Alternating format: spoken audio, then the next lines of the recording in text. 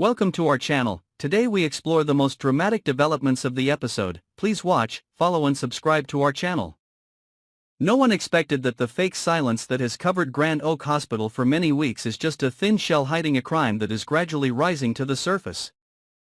When Ted suddenly fell into a coma after a night in the hospital due to severe dizziness and nausea, everyone initially thought it was a side effect of the medication or a complication from the underlying disease that he was hiding. But all hypotheses quickly collapsed when the doctor confirmed. In Ted's blood there was a small but dangerous amount of dimethylmercury, a highly toxic substance that cannot be accidentally exposed. What's even more frightening is that this type of poison is very rare, not common in everyday life, and must be approached through a deliberate, carefully calculated path. The police were called. The hospital was sealed off, and a quiet but urgent investigation was launched, while Ted's family was panicking and his friends were confused. A video from a hidden camera installed in the patient's room to protect patients from drug theft unexpectedly became the key to unlocking a horrifying truth. The video lasted no more than 90 seconds, but it was enough to send a chill down the spines of those present when it was played back in the hospital's secure room. In the dim light of the night, Kat appeared, holding a small, unlabeled vial. She walked to Ted's bedside, gently injecting a small amount of liquid into the bag, her eyes without hesitation, without expression. Without hesitation.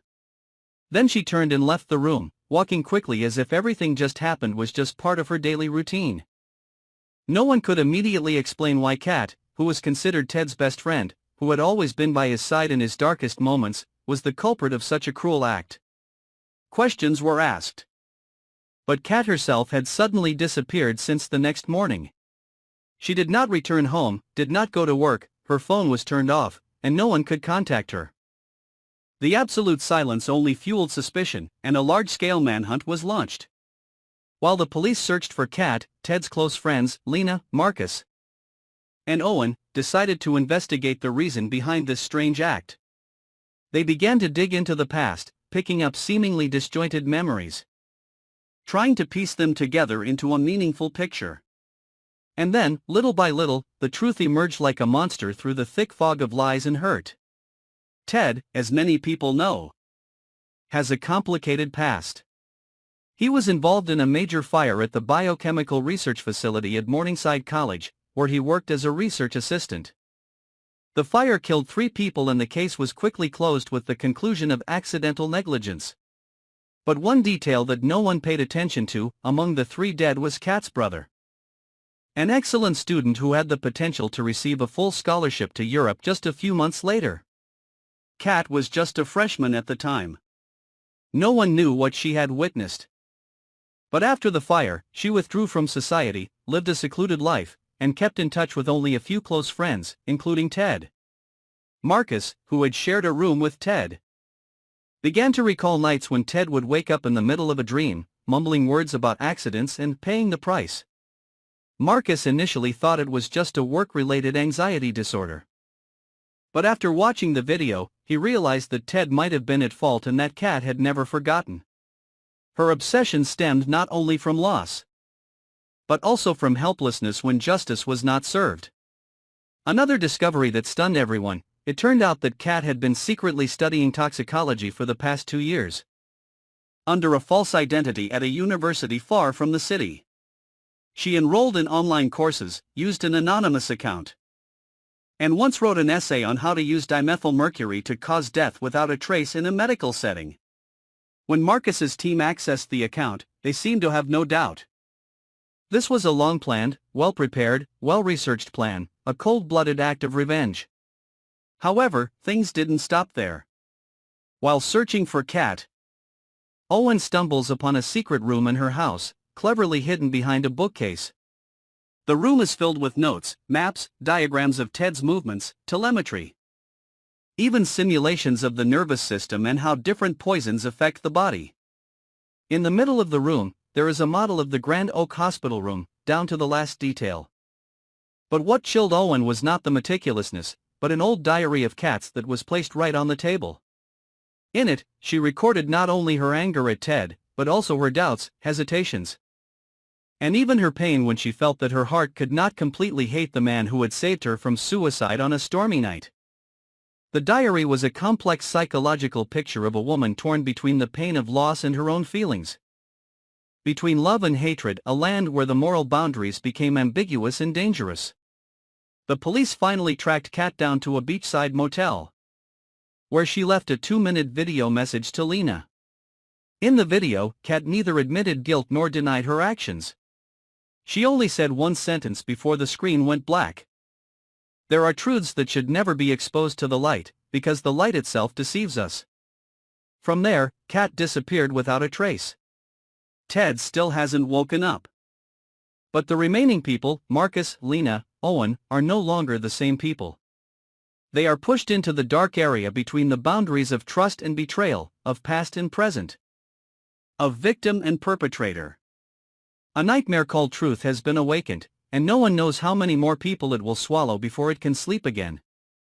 No one dares to believe that Ted can wake up after 3 weeks in a deep coma. Doctors continuously update the family with gloomy news. His brain shows signs of temporary damage.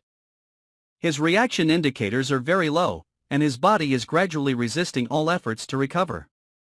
Each day passed, hope as fragile as a thread stretched across the abyss, at any moment liable to snap. But then one gloomy June afternoon, while a storm was pounding the city, Marcus was slumped over his hospital bed when Ted moved his fingers slightly. At first, Marcus thought it was a hallucination. But then the reaction came back, stronger this time, and just a few hours later, Ted opened his eyes. No one was prepared for this, not even he. When Ted woke up, he said nothing. He just stared at the ceiling, his lips pressed together, his eyes vacant as if he had just passed through another dimension. No one knew what he was remembering, what he was feeling, or whether he was conscious enough to realize what had happened. 3 days later, when his basic functions were restored and the doctor allowed him to see a psychiatrist, Ted said just one sentence, which made everyone stop in their tracks: "I saw her." At first, everyone thought it was a coma hallucination. Kat appeared in dreams, in memories, in the darkness of the unconscious. But Ted was steadfast. He said Kat came to him every night, whispering meaningful words in his ear. She wasn't trying to kill him. She just wanted him to remember. This phrase immediately alarmed the psychiatrist, because it indicated that Ted might be hiding an important part of his memory related to Kat and the poisoning. Inside the hospital, the investigation team began to exploit a new direction. They accessed Ted's old medical records, looking through the files related to the fire in the research lab years ago, where 3 people died. Surprisingly, there was a copy of the statement that had never been officially released, carefully stored in the internal files. In it, an anonymous intern wrote that someone actively locked the lab door from the outside before the fire spread, a detail that had never been considered. The reason is that this report was withdrawn from the file for unknown reasons just hours after it was submitted. At that time, Ted was in charge of student records and internal security. The question arises, what role did he play in the cover-up? Marcus and Lena, torn between wanting to protect Ted and feeling that they might be siding with a convicted criminal, decide to infiltrate the Morningside archives at night. They find recordings from hallway cameras, which have not been reviewed since the fire. Among them, a short 45-second video shows Kat near the lab area, just 10 minutes before the explosion. The truth begins to shake. Was Kat not a complete victim? Was everything that happened, from the poisoning to her disappearance, just the tip of a deeper plan? Lena finds a map on Kat's computer hard drive, codenamed Gate 3. Along with a handwritten note, where memories die and the truth begins. The investigation is no longer in the hands of the police.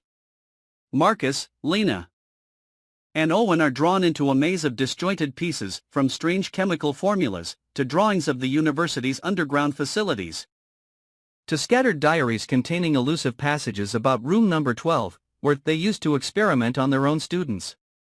Ted, as he slowly recovers, seems to begin to recall some of his buried memories. The nightmares become more vivid. During a severe panic attack, he tearfully reveals that he and his team were once given permission to test a chemical that permanently desensitizes the emotional neurons, a technology funded by the military but long banned. Kat had discovered this by accident when she went to find her brother in the lab, and was forced to keep quiet. The fire, perhaps, was not an accident, but an act of cover-up. And now, perhaps Kat is not simply seeking revenge for her brother. She wants everything to come out. The video sent to Lena seems not to be a farewell, but a directive. Marcus tracks down a location tagged Gates 3 on an old-school map, an abandoned lot beneath the main research building, which was once a secret research center in the 1980s. When they arrive, a tunnel opens into a dark space filled with rusted research equipment and abandoned files. And in the middle of the room, there is a computer screen with a half-finished video playing. The screen flickers, and Kat's voice rings out, "If you're watching this, I did it. Ted needs to remember. And you need to know, I'm not the only one alive." That last sentence opens another door. Could one of the 3 victims never have died? Could it all be a cover for a top-secret experiment? And Kat is the only one trying to stop it, by staging a poisoning to force Ted to remember? The mysteries didn't end there. An email was sent to Marcus from an anonymous address. It simply read, "Don't trust anyone, not even Ted. The truth is not in the living, it's in the forgotten." Just then, Lena's phone rang. Caller, Kat. The screen showed only an autoplayed message. "Room 12 has never been closed.